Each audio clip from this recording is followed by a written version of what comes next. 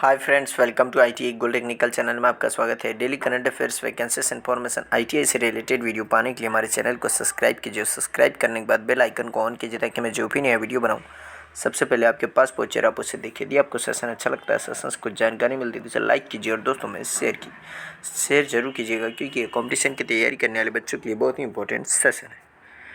यदि आप अपने चैनल आईटीआई गोल्ड टेक्निकल पर पहली बार आए हो तो इसे सब्सक्राइब कीजिए और अपने दोस्तों से भी जरूर करवाइएगा।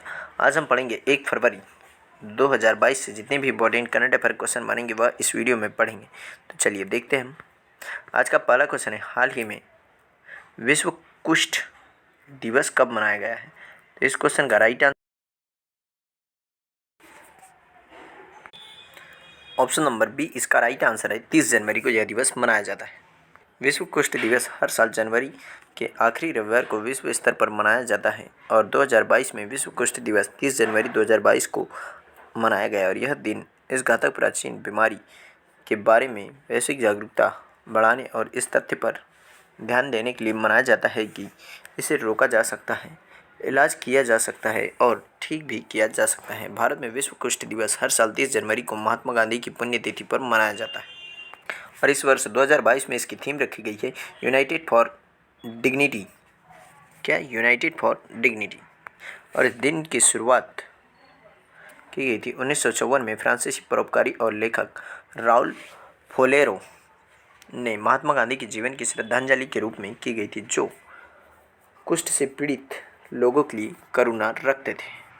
कुष्ठ रोग एक पुरानी संक्रामक बीमारी है जो एक bacillus mycobacterium leprae M leprae के कारण होती है। रोग के लक्षण आमतौर पर औसतन 5 वर्षों में संक्रमण होने की लंबी अवधि के बाद होते हैं, क्योंकि एम लेप्रे बहुत धीरे धीरे बढ़ता है और वह रोग मुख्य रूप से त्वचा परिधि, नसों, ऊपरी श्वसन पथ के म्यूकोसा और आँखों को प्रभावित करता है।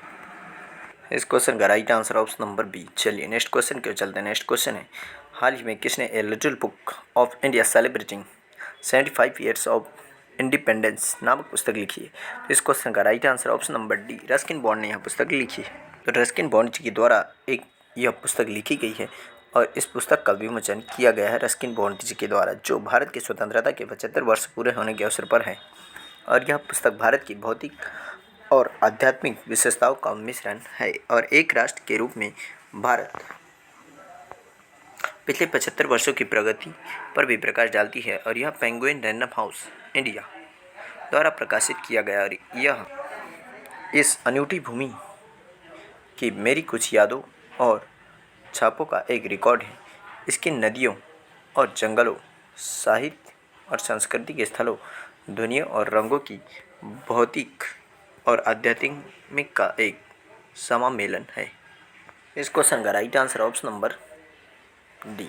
चलिए नेक्स्ट क्वेश्चन की ओर चलते हैं। नेक्स्ट क्वेश्चन है, हाल ही में ऑस्ट्रेलियन ओपन 2022 पुरुष एकल का खिताब किसने जीता है? तो इस क्वेश्चन का राइट आंसर ऑप्शन नंबर ए, राफेल नडाल ने यह खिताब जीता है और इसमें नोवाक जोकोविच ने भाग नहीं लिया, क्योंकि इन्होंने यह वैक्सीनेटेड नहीं थे, यानी कि इन्होंने वैक्सीन के दोनों डोज नहीं लगवाए थे और इसी वजह से इन्हें इस खेल में खेलने से मना कर दिया गया था। राफेल नडाल स्पेन ने डेनियल मेदवेदेव को 2-6, 6-7, 6-4, 6-4, 7-5 से हराकर ऑस्ट्रेलियन ओपन पुरुष एकल खिताब जीता है और यह उनका 21वां मेजर खिताब है। ऐसा करने वाले वे पहले पुरुष खिलाड़ी बन गए हैं। और महिला टेनिस में मार्गरेट कोर्ट ऑस्ट्रेलियाई के पास 24 एकल मेजर है, जो एक सर्वकालिक रिकॉर्ड है। और महिलाओं में वर्ल्ड नंबर 1 ऑस्ट्रेलिया की एशले बार्टी ने यूएसए के डैनियल कॉलिंस को 6-3, 7-6 से हराकर यह खिताब जीता है। और पुरुष एकल में राफेल नडाल ने जीता है, महिला एकल में एशले बार्टी ने और पुरुष युगल में थानासी कोकिनाकिस और निक कार्जियोस ने जीता है। और महिला युगल में बारबोरा क्रेजिकोवा और कैटरीना सिनियाकोवा ने जीता है यह खिताब। तो इस क्वेश्चन का राइट आंसर ऑप्शन नंबर ए। चलिए नेक्स्ट क्वेश्चन की ओर चलते हैं। नेक्स्ट क्वेश्चन है, हाल ही में महिला एशिया कप हॉकी 2022 में भारत ने कौन सा पदक जीता है? तो इस क्वेश्चन का राइट आंसर है, इसमें भारत ने कांस्य पदक जीता है। तो इसका राइट आंसर है ऑप्शन नंबर बी। 2022 महिला हॉकी एशिया कप टूर्नामेंट में भारत ने चीन को 2-0 से हराकर कांस्य पदक जीता है और 2022 महिला हॉकी एशिया कप का चतुर्भुज महिला हॉकी एशिया कप का 10वां संस्करण था और यह टूर्नामेंट 21 जनवरी से 28 जनवरी 2022 तक मस्कट, ओमान में संतुलन काबूस स्पोर्ट्स कॉम्प्लेक्स में आयोजित किया गया था। जापान ने महिला हॉकी एशिया कप टूर्नामेंट में अपना तीसरा खिताब जीतने के लिए फाइनल में दक्षिण कोरिया को 4-2 से हराया है। इस क्वेश्चन का right answer option number B इसका राइट आंसर है। चलिए नेक्स्ट क्वेश्चन क्यों चलते हैं। नेक्स्ट क्वेश्चन है, हाल ही में एयर इंडिया के पुराने कर्ज के वित्त पोषण के लिए टाटा समूह ने किस बैंक को चुना है। Option number A HDFC, option number B SBI, option number C BOB यानी कि बैंक ऑफ बड़ौदा। तो इस क्वेश्चन का right answer option number D उपरोक्त सभी इन तीनों बैंकों को चुना है टाटा समूह ने।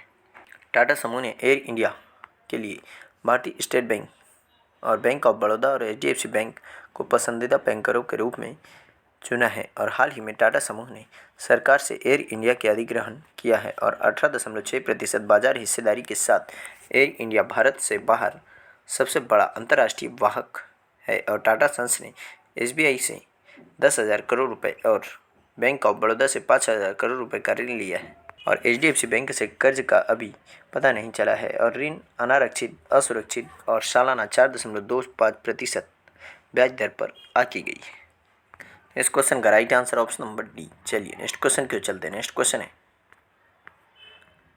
हाल ही में फेयरलेस गवर्नेंस नामक पुस्तक किसने लिखी। तो इस क्वेश्चन का right answer option number C Kiran Bedi.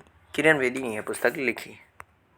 Doctor Kiran Bedi द्वारा लिखित फेयरलेस गवर्नेंस नामक पुस्तक का विमोचन किया गया और यह पुडुचेरी की पूर्व उपराज्यपाल और IPS सेवानिवृत्त है और यह पुस्तक पुडुचेरी के उपराज्यपाल के रूप में डॉक्टर किरण बेदी की लगभग 5 वर्षों की सेवा और भारतीय पुलिस सेवा में उनके 40 वर्षों के विशाल अनुभव की ज़मीनी हकीकत पर आधारित है। इस क्वेश्चन का right answer option number C. चलिए नेक्स्ट क्वेश्चन क्यों चलते हैं। नेक्स्ट क्वेश्चन है,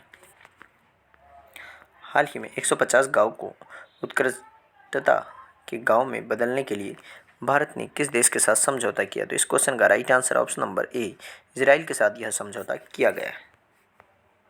किसानों को कृषि क्षेत्र में नवीनतम तकनीकी अपनाने में मदद करने के लिए भारत सरकार ने देश के 12 राज्यों में 150 उत्कृष्टता के गांव बनाने के लिए इजराइल सरकार के साथ हाथ मिलाया है और कृषि को अधिक लाभदायक व्यवसाय बनाने के लिए इजराइल तकनीकी सहायता और अन्य विशेषज्ञता प्रदान करेगा। इजराइल के राष्ट्रपति हैं इसहाक हर्जोग और यहाँ की राजधानी है जेरूसलम और यहाँ पर प्रधानमंत्री है नप्ताली बेनेट। कौन है? नप्ताली बेनेट। यहाँ मुद्रा चलती है Israeli news shekel.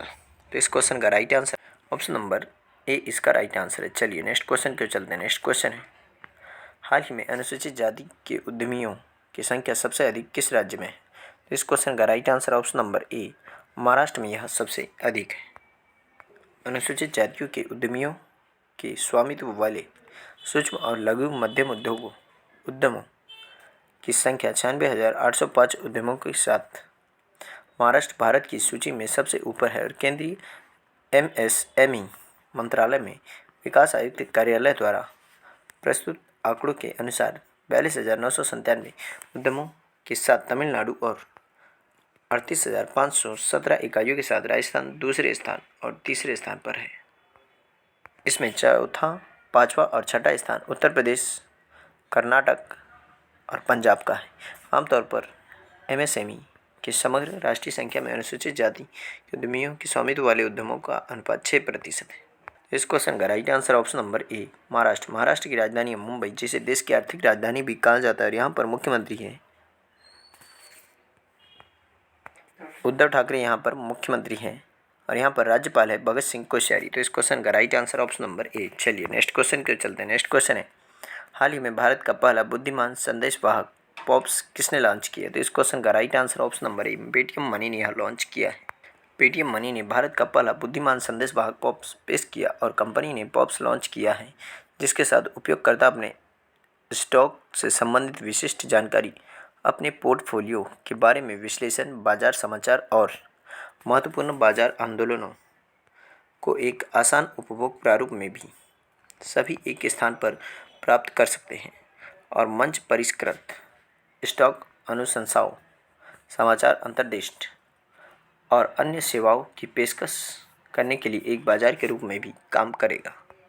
Paytm money के सीईओ हैं वरुधरन श्रीधर और इसका मुख्यालय है कर्नाटक की राजधानी बेंगलुरु में और इसकी स्थापना की गई थी 20 सितंबर 2017 को। तो इस क्वेश्चन का राइट आंसर है ऑप्शन नंबर ए इसका राइट आंसर है। चलिए नेक्स्ट क्वेश्चन को चलते हैं। नेक्स्ट क्वेश्चन है, हाल ही में बाबा इकबाल सिंह जी का निधन हुआ, वह कौन थे? तो वह एक सामाजिक नेता थे जिनका भी हाल ही में निधन हुआ है। यही है बाबा इकबाल सिंह जिनका भी हाल ही में निधन हुआ। यह एक शिक्षाविद और सामाजिक नेता थे। बाबा इकबाल सिंह किंगरा जो सिख समुदाय से एक भारतीय सामाजिक आध्यात्मिक नेता और एक शिक्षाविद थे।